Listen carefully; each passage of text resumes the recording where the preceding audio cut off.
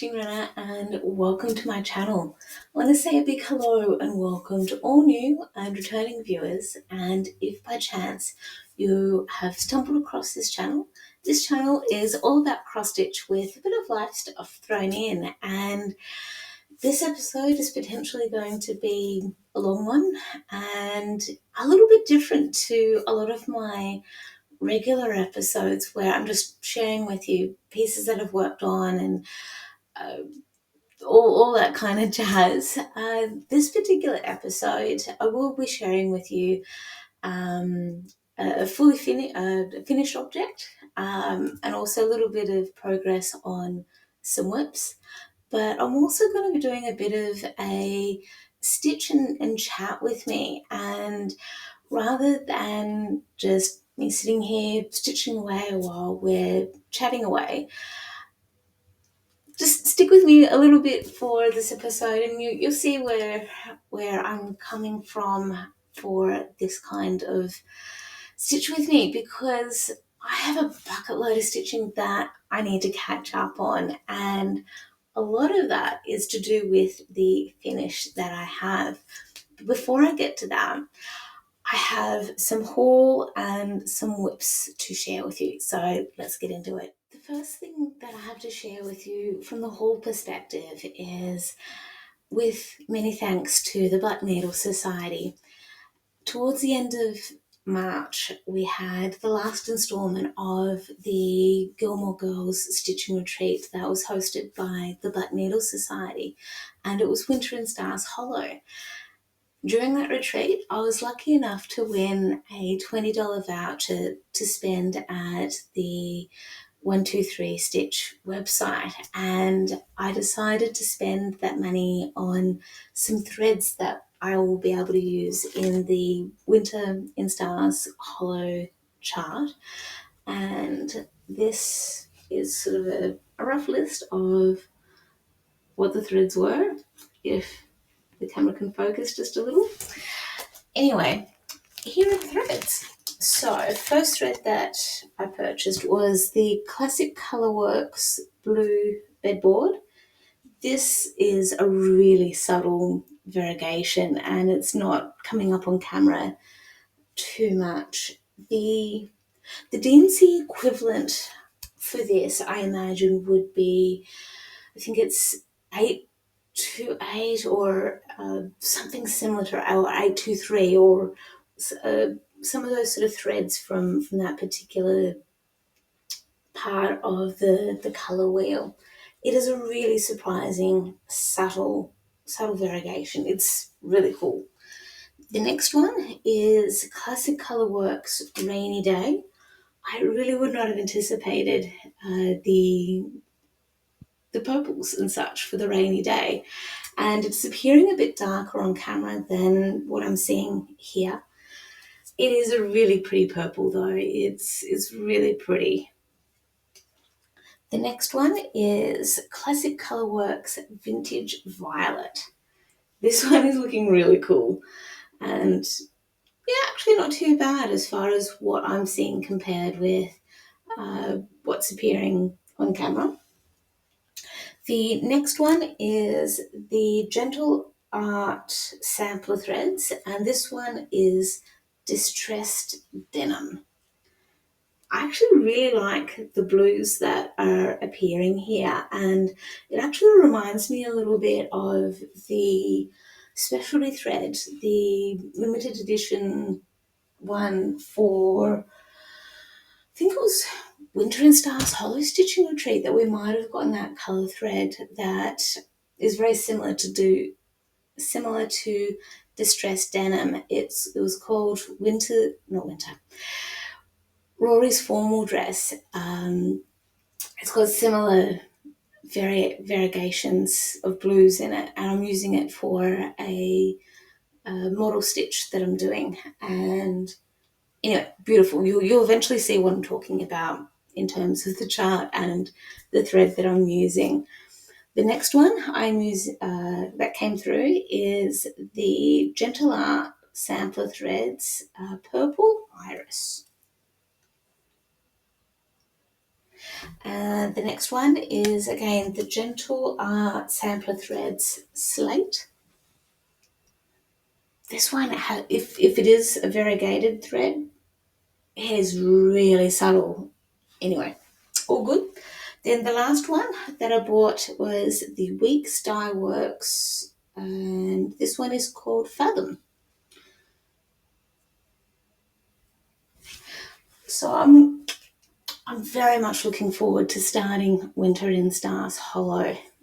However, with those threads that have come through and all of the really beautiful limited edition threads that we received throughout the 4 boxes of the Black Needle Society's Gilmore Girls stitching retreats, I'm going to have a really hard time deciding what threads that I want to use, or if just one thread out of all of those threads for this chart that I purchased as part of the $20 gift voucher. Because as much as I've tried to limit myself just to those threads, my brain is still having the logic of, well, the threads can't travel alone. There needs to be a reason why I'm buying these threads.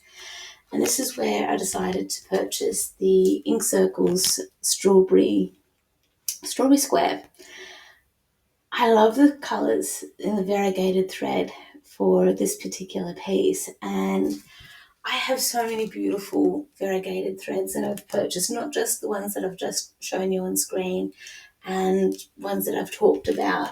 I also have many other variegated threads that are in my stash that are the cottage garden threads, the Aussie threads that are going boom in our stitching world that I absolutely love, and I want to use those. And what I'm thinking of with this particular piece, a few thoughts. So I'm wanting to, for starters, scan the chart into PDF to then put it into I've got Black Needle Society on my brain, scan it into Pattern Keeper. And my theory or logic is that I could stitch this entire bit as just one. And then depending on how I go with that, my thought is that I could stitch all of that in one of the variegated threads. I can then have this as multiple tiles in the various variegated threads that I want to use. So that's thought one. Thought two is that I can focus on this center motif that we see, stitch that multiple times in the many different variegated threads and have them as like different square tiles, and then have this as the border that goes around all of those little tiles. They're just a couple of thoughts that are going through my mind on that, and it could work. Again, so many options, so many ideas, and it feels like there's just not enough time to get all of that done.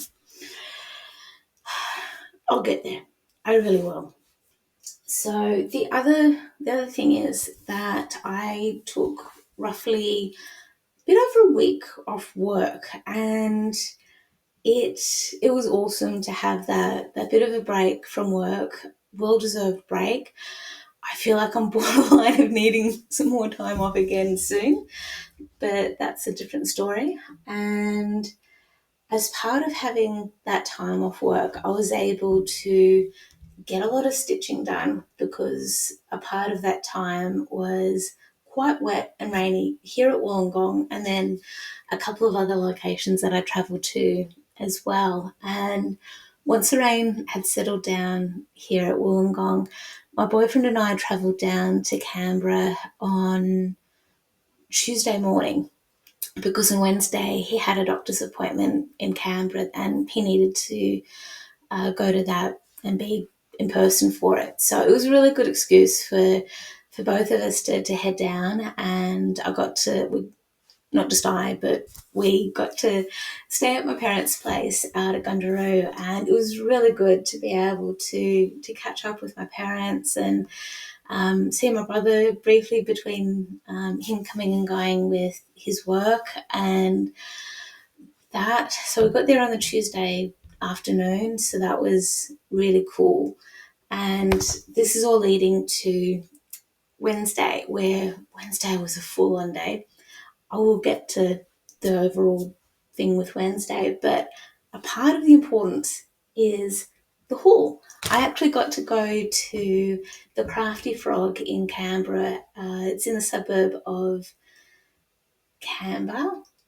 We've got a couple of suburbs in Canberra and the surrounding region that start with the letter K. One is Canberra, and the other one is Caraba. Caraba is in New South Wales and is a suburb of Queanbeyan. And I get the two names tongue tied because to me they sound very similar. And it could also be the way I speak as well with how they sound similar. Anyway, we also do have a third suburb called Kaylane, but the good thing is that's north side and it doesn't sound as similar as Caraba or Canberra or Caraba. Anyway, that is beside the point. I'm going on a tangent because the point is I bought some fabric and I also bought some threads. So the first fabric that I bought is a 16 count navy blue Aida. So it's all going to sound crinkly. It's in its packaging. With this, I was hoping to be able to get some 28 count linen in the navy blue color because of a piece that I've designed that I really want to start, and it's part of why I bought some more DMC threads. However, considering that I have the ability to design pieces and then the actual stitching part doesn't actually require the size, I'm still learning. I might still be able to get away with stitching the piece that I'm thinking of on this navy blue Aida. However, I don't want to get part way through the stitching and then realize that I don't actually have enough, because I have done that with another model stitch that I've abandoned because I just totally misunderstood, or not misunderstood, I just assumed that it would fit because of the way I designed it. Good learning curve though. And with the piece that I've abandoned, I could probably still cut it up a bit, still use the other bits of fabric around it, and it could go towards like a crazy quilt or something like that. And if you are a quilter, you'll hopefully know what I mean when I say crazy quilt, that it's a crazy patchwork quilt where there's no set pattern or chart that you are following to create this quilt. It is more about using the scraps of fabric that you have on hand, and it's a crazy design. It doesn't follow any particular logic, and that's what makes it a crazy quilt. I learned about that in high school of all places, which I think is awesome, and I'm glad that I've remembered that. The other piece of fabric that I purchased, I was having an eye about it, and there's a colour of it that I couldn't go past. So this one that I bought is 28 count linen, but I'm struggling to see it's called denim blue. So this is the other fabric, and yes, it's a denim blue, but it's not navy blue for the piece that I'm thinking of. However, I'm thinking that I could stitch this for the Winter in Stars Hollow, and then I could also do that full banner because I have all four charts now. I could stitch the four seasons of Stars Hollow on this fabric. I'd have heaps of it. Not that I don't have heaps of other fabric as well, but hey, in my logic, you can never have too much fabric because who knows? We might end up going into lockdown again. We might end up having another pandemic. God, I hope not. I'm not wanting that to happen at all. It is based on what we've all lived through now and how we've coped with things, I want to be sure that I have plenty of stitching stuff available and I can work on whatever I want, whenever I want, and not be worried about running out of anything. That's the logic. So the third piece of fabric that I purchased is some black Aida. So it's 28 count linen. And this is where I could potentially do the piece that I'm thinking of that requires a navy blue, but I've charted it to have navy blue. However, with this linen, what I'm really keen to do, I'm looking around for, I've got it hiding. No, that's a different chart. Okay, so I do have another chart that I am keen to work on. And what I'm looking for is the chart for it. Here we are. Okay, so one of the pieces that I'm really keen, that I charted ages ago, but I'm really wanting to stitch is the autumn ivy on the wall. That's pretty much what I'm trying to say. So I'm keen to really work on this, and work on this. So I've got this charted saying the recommended fabric is 18 count black Aida. Now, if that really is the case, I could stitch this 2/2 on this particular linen, and it could work out pretty good. What I'm also thinking of with this black linen is I've got the reader. There is it's a piece called the reader. It's a heaven and earth design, and I initially started stitching the reader on some other fabric, and I made the numpty mistake of starting in the top left corner where there's just black, pages of black, and I don't want to stitch all the black. Even though it's charted, it's no. So what I'm thinking of doing also is abandoning that particular piece. But the good thing is, because of where I've started, I can just sort of cut that little square out and reuse the rest of the fabric because there's heaps left. I've only done a few hundred stitches, maybe 1,000 maximum, which in the grand scheme of things, when you're working on a piece that is potentially over 100,000 stitches, 1,000 stitches is just a drop in the ocean. So that's where a couple of thoughts are for the black linen of what I can do for that. So again, this is where I probably need to have a year off work just so I can sit down and do all the stitching. I'll probably get bored afterwards in terms of sitting down for so long, or I would definitely find my health would suffer for it as well. By the by.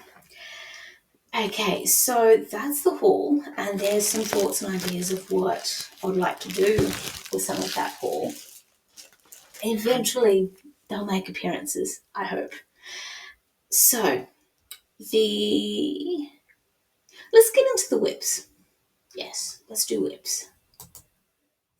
So the first whip that I have to share with you is the Dimensions kit from the Gold collection called 4 Seasons Kittens, and I'm looking forward to this piece being done. Dimensions kits are wonderful and beautiful.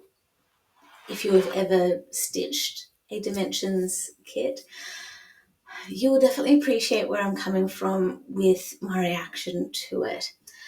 I haven't ironed this, so this is where I'm at so far, and I've put a little over 118 stitches in this since we last caught up, because this piece is part of the AFL stitching challenge that I'm doing, and my aim with the challenge is to assign different cross-stitch pieces to the different AFL teams that are in the competition, and whenever a team wins, I then use their final score to then have that as the total number of stitches I put into the piece. So in this case, the Geelong Cats are assigned to this particular piece, and their last win was actually, I guess, nearly 2 weeks ago, because they played last night and got their asses handed to them, partly because two of their key stars were injured, off, not playing, whatever the reason is. And for teams like Geelong to have their asses handed to them is a very sorry sign, and it shows just how much the team relies upon some of their key stars, and quite a sad thing too, because it shows that when those key players retire or move on to other teams, it shows that Geelong, in this particular case, really need to develop their remaining players to remain a strong team. And that's where some of the other teams are truly suffering. I won't get into AFL too much, but if you are an AFL fan or you follow AFL to any capacity, you'll hopefully know what I mean when I mention Richmond Tigers, and how much of a steep fall from grace they've had, being from up here and winning a flag a few years ago to having key star players retire, their coach moving on to another team to coach. They've only won one game, maybe, or actually think they're due to play tonight, or they played last night, so they might now have 2 wins up their sleeve. That's about it. Very sad. Anyway, the next piece that I have to share with you is the Country Threads chart called Pelicans, and this is what it'll look like when it's done. And I'm still doing I've still got a little bit more that I need to put into this piece, but I have this piece associated with the AFL team, the Swans. Swans and Pelicans, I totally appreciate. 2 different birds. But again, they're birds, therefore the logic. And I'm stitching this on, I think it's 14 count. 14 count Ada? No, the 14. It is 14. It has been ages since I've stitched on 14 count Ada, and so that's why I stumble a bit and go, hang on, what fabric am I stitching on again? I have, in the last couple of weeks, needed to put a bit over 300 stitches into this, because that's the cumulative scores of the last 3 games that Swans have played, including the game they played on Friday night. And as a side bit, the really cool thing with the Swans winning their games at the moment, they're on the top of the ladder. So, yay, go Swans. And the other really cool thing is that I've signed up to be like a member, so to speak, of the food chain Grilled, which means that with Grilled they have a special burger thing happening. I'm not sure how to just call it or describe it, but ultimately here in Australia, if you sign up to be like a Grilled member or whatever you want to call it, and then nominate either your favourite NRL or AFL team, or both, then whenever that team wins, you then get a free burger on that following Monday. So it means that tomorrow night, Michael and I get to go to Grilled for dinner and get 2-for-1 burgers, which works out to be a really great cheap date night for us. And that's really cool, because we do enjoy burgers. And what we also really like with Grilled, noting that this is not a paid endorsement, I'm just saying how much I like the food. With Michael being a diabetic, we need to be really careful about the amount of carbs and such that he consumes, just to help balancing out medication, that kind of thing. And they do low carb burgers, or they do low carb buns grilled, which is absolutely awesome. I also love that if you don't want to have the regular chips, you can do sweet potato chips as well. I've had them a few times, and I think with sweet potato, they've got slightly less carbs. Don't quote me on that, please. Don't quote me. But I do enjoy their burgers nonetheless. They also do a chicken Caesar burger, which I think is pretty awesome, and I've had it a few times. And the Caesar salad is probably the only salad, one of the few salads that a lot of restaurants make that I am willing to eat. Willing in the sense that it doesn't have any ingredients in it that I don't like. I am aware of other salads or other versions of the Caesar salad that includes anchovies. And bizarrely, some recipes have tomato in it. And it's like, no, tomato does not belong in a Caesar salad. Anyway, I am getting distracted. Let's get back into the stitching. The next piece that I have to share with you is the Design Works piece called Zebras. And this is what it'll roughly look like when it's done. And with Zebras, I've got this assigned to the Gold Coast Suns, and I've put a lot of work into this piece where I think I've just got a little bit more to stitch. I've got a little bit to put in, I think, roughly around this area here, but it's not many stitches at all. And then I can drop down to the lower half, which is going to be really cool because the Gold Coast Suns played over the weekend and they won their game. They were the ones that actually kicked the Cats' butts, and I think they scored like a total of 164 points or something like that, and the Cats scored 100 points. So therefore, I need to put 164 stitches into this. So hopefully next time when we catch up, I'll be able to either have a bit more done over here or to have a break from all the pinks and purples. I might end up popping over to this side here and work on some of the oranges and yellows and such that will come down into here that will eventually go into, I think, the different shades of green. I think so, actually. Yeah, that's sort of roughly what I'll start working. So by the looks of things, maybe I should stay on the side where I'm seeing all the pinks and purples at the moment for the zebra, because I can then go into some of the blues and darker colours, then come across to the blues and greens to then eventually work on some of the pinks and purples again. Thoughts and ideas.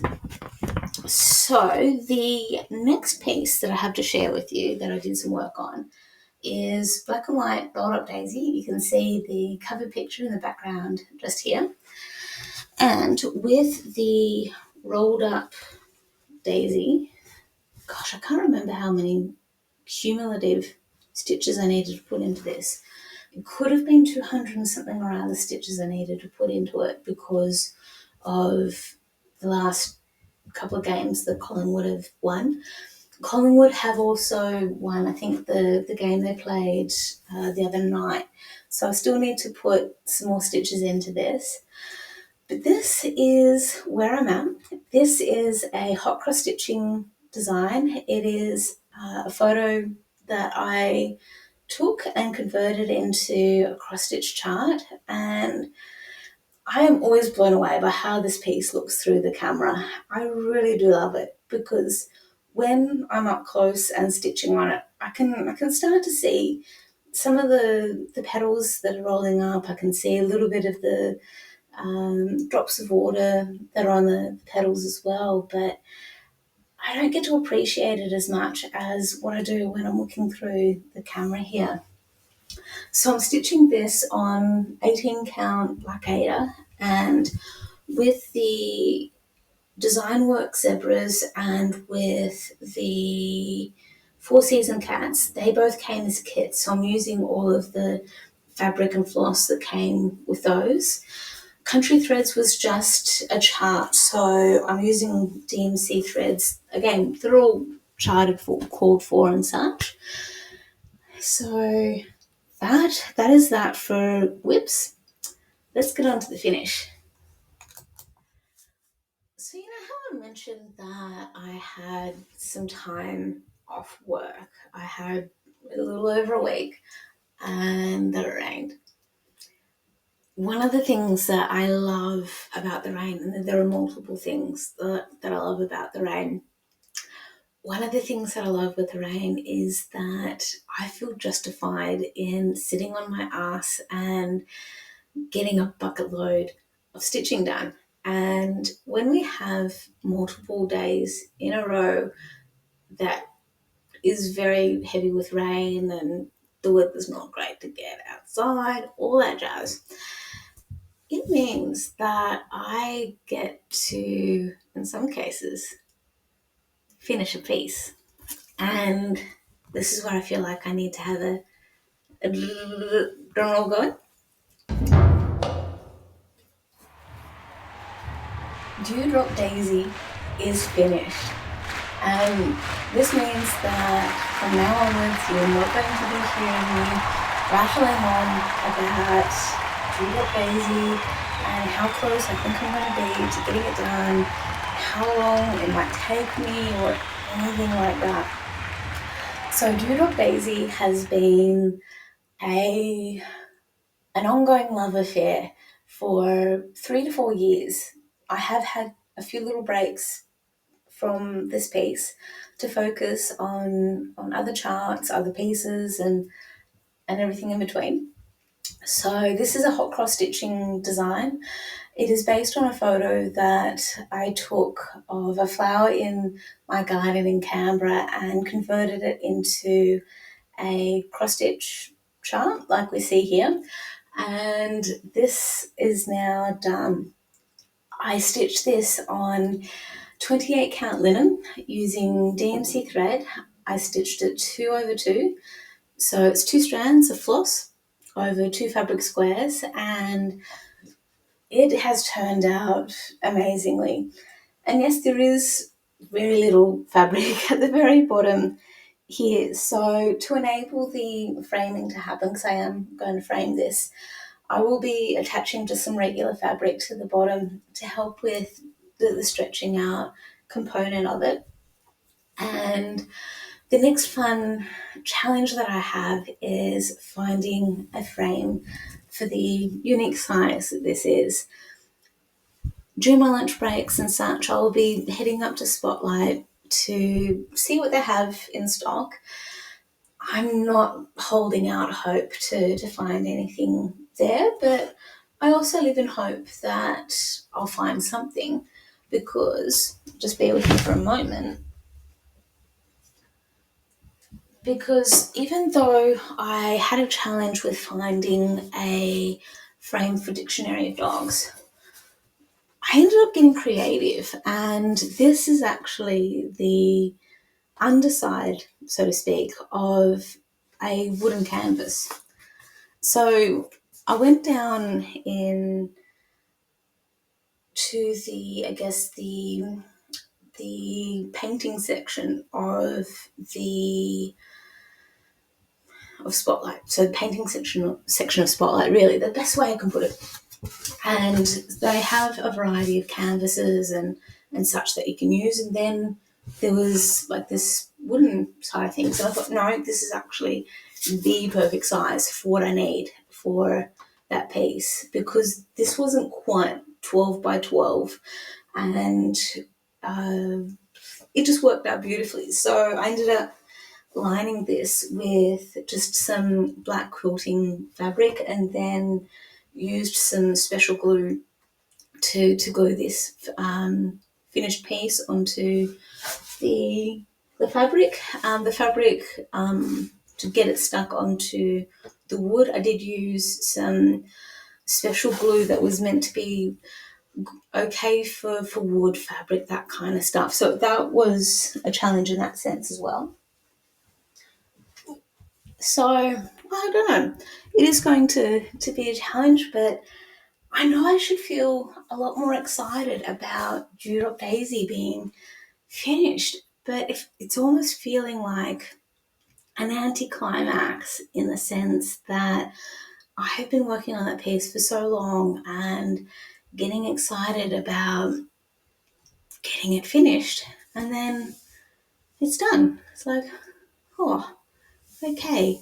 It's a bit like if you're a reader or if you have really enjoyed watching a particular TV series or a movie or something, and it's then finished, and you've gotten so interested and almost so invested in reading that book or that series, whether it be a trilogy or however many books there might be in that series, or if you're a gamer or something like that, or you finished a game, you finished a movie, you finished the TV series, and that where it's like, oh wow, okay, need just a little bit of time to decompress almost, and to near mourn the finish of that book or finish of, in this case, this chart. And yes, I could very much